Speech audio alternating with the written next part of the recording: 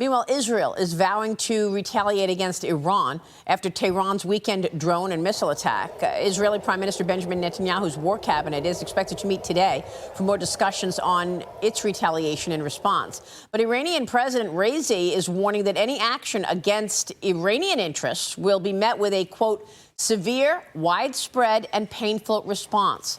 Joining me right now is the exiled Crown Prince of Iran, His Royal Highness Reza Pahlavi. Your Royal Highness, thanks very much for being here this morning. Good morning, Maria. Good to be back with you. What do you expect will be this severe response that Iran is threatening? Well, first of all, Maria, let's understand one thing. The regime is very weak and vulnerable day by day, and a lot of what it's done lately is mostly to satisfy its base for purposes of domestic consumption.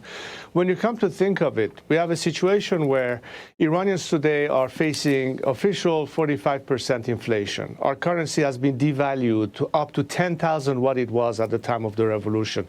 People are standing in lines for food and for fuel. Meanwhile, the regime has spent billions of dollars on a so-called missile arsenals, and all of it has gone to waste. And people are asking, why are we doing this? Why is Iran today selling cheap oil to China and the people are still starving? So these are all games to detract attention from what the focus should be on, which is the people of Iran itself. And of course, the regime is trying to avoid that. It's all part of the same tactic of deflecting attention while maintaining repression at home and still continuing their aggression abroad. And you have been trying to fight for the Iranian people. I'm going to get back to this in a moment because I want to get your take on what catalyst it would take to get them to demand regime change. But let me first get your take on allies and a response from the United States. Treasury Secretary Janet Yellen says that the U.S. plans to impose new sanctions on Iran in the coming days. Watch this. In discussions I've had, all options to disrupt terrorist financing of Iran continue to be on the table. We have been working to diminish Iran's ability to export oil. Clearly, Iran is continuing to export some oil. There may be more that we could do. Reza, she's talking about all these options on the table. They've been on the table for years, and we're still talking about them being on the table. The Biden administration is facing backlash for extending this controversial sanctions waiver last month. It unlocked up to $10 billion in frozen money for Iran. Biden is also making a $6 billion prisoner swap deal with Iran. That, of course, as you know, happened last year. Your Highness, what do you think the Iranian leadership used all that money for? Were they planning an attack? Did they buy weapons and ammunition to attack Israel? But that's exactly what I've been saying the last few months to media and other people, that's exactly what's going to happen. When you have a regime that is going to use all of its revenue, not on the people of Iran, but to support its proxies, to get more money so they can do that, and of course be emboldened by this kind of appeasement approach, we should not be surprised that we have arrived at where we are today. From the Houthis to Hamas, we have the same problem regionally. This is not an exception. This is actually the behavior of a regime that from the very beginning had only one ambition, is to export its ideology, which is why I've been always saying that an expectation of behavior change has been the biggest flaw in Western countries' foreign policy vis-a-vis this regime and how to deal with it. The time, therefore, has come to understand that to put an ultimate end to the problem has to do with the disappearance of this regime. This actually is the ask of the Iranian people who are fed up with this system. Right.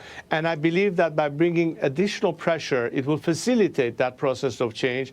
But there also has to be parallel to maximum pressure, which means more sanctions.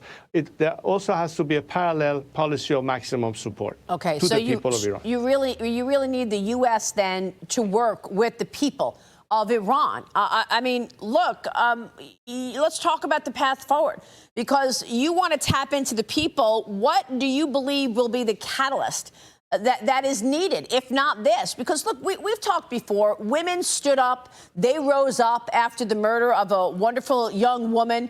And look where we are.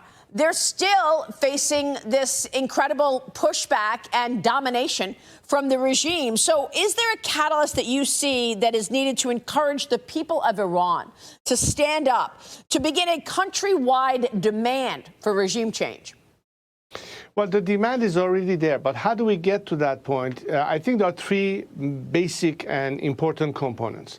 The element of pressure from within can ultimately be a nationwide labor strikes, which brings paralysis to the system. And it's the least costly way to the nation to do that, provided that they have adequate support.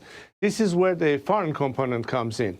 If there is a direct policy of maximum support to the people in various ways, it could be internet access, it could be funding labor strikes and so on and so forth, that will create the impetus. But most importantly, when a strong message of leadership emanates from the outside world, it sends also a very strong message to elements that want out, that want to defect, that want to peel away from the regime.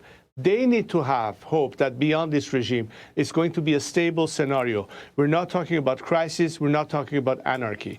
And domestic leadership is important also. And the role that I'm trying to play in all of this is to provide that kind of interim leadership within a constitutional process that will let the Iranian people finally decide what they want. We need to work with leaders around the world, with leaders within Iran, to bring about this alternative in a concrete way. And when this alternative becomes more concrete for the nation, then they will be more comfortable in committing ultimately to an uprising and finally putting an end to this regime. But as you say, the uprising needs a partner in the White House, needs, sanctions to be there, ultimate pressure to be there. I mean, give us your take on what has taken place throughout the Middle East in terms of Middle Eastern countries being forced to take a side. Under the Trump administration, the Abraham Accords was actually one area that people believed was the beginning of real peace that we could have seen throughout the Middle East. Do you see Middle Eastern countries now being forced to take a side after Iran's direct hit or attempted hit on Israel? Well, I think there has been a growing frustration in the region for the lack of action, or better say weakness, emanating from the West, and particularly from the United States. I cannot think for a second that somebody like Mohammed bin Salman in Riyadh, or for that matter, his Israeli counterpart in Jerusalem, will think that now we have to completely shift our viewpoint as to what the role of the Islamic regime is in the area. However, in order for this to happen, there has to be much stronger leadership coming from the West. Washington is key, and of course some key European countries as well. They need to be able to work together. I think that solidarity is very important, because that's exactly what the regime had tried to do in its tactic, some kind of a divide and rule game. This is a time for the world to show very unconditionally that they are not going to put up with this regime behavior any longer. This regime has had over 4 decades time to behave and to come true. It hasn't, only because it cannot. Yeah. It's not in its DNA. That needs to be understood by the world. Meanwhile, however, you have the most natural ally in the Iranian people as boots on the ground, so to speak, who have the very same values and the very same desire that America champions in the name of freedom and human rights. You are talking about not throwing your allies under the bus yet again. This is an opportunity that the world has right now to avoid further conflict, escalation, and God knows what could happen as a consequence. We have the option right now. So beyond being on the table, Maria, take it off the table and implement it. That's right. Well said. Reza Pahlavi, good to see you, sir. Thanks very much. We'll be watching.